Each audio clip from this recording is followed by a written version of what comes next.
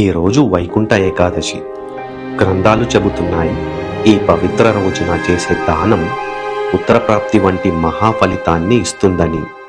ఈరోజు దేవుడు తండ్రి హృదయాన్ని గుర్తిస్తాడు, తల్లి ప్రార్థనను ఆలకిస్తాడు. ఓ దేవుడా, నా కొడుకును తన కాళ్లపై నడిచేలా చేయండి. దీనికంటే నేనింకేమీ అడుగను. ఇది రాజు తల్లి ప్రార్థన. పుట్టినప్పటి నుంచి రాజుకు తన కాళ్లపై నిలబడే అదృష్టం లేదు. ప్రతిరోజు ఇతరుల పాదాలను చూస్తూ తన మనస్సులో ప్రశ్న వేసుకునేవాడు, దేవా, నేను నీ బిడ్డను కాదా? అదే నగరంలో ఒక దంపతులకు పౌష్ అనే కుమారుడు ఉన్నాడు.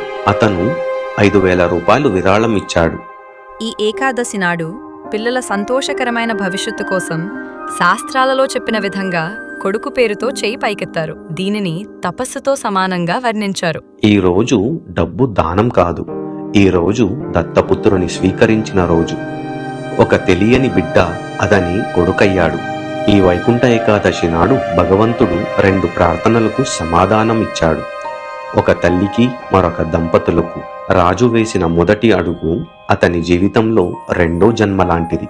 ఈరోజు నాకొక కొడుకు పుట్టినరోజు. నా తల్లిదండ్రులకు దేవుడు దీర్ఘాయుషు ప్రసాదించాలి. నన్ను నడవనిచ్చినందుకు ధన్యవాదాలు. ఈరోజు నేను కూడా ఒకరికి కొడుకయ్యాను. ఈ వైకుంఠ ఏకాదశి నాడు 5,000 రూపాయలు విరాళం ఇవ్వండి.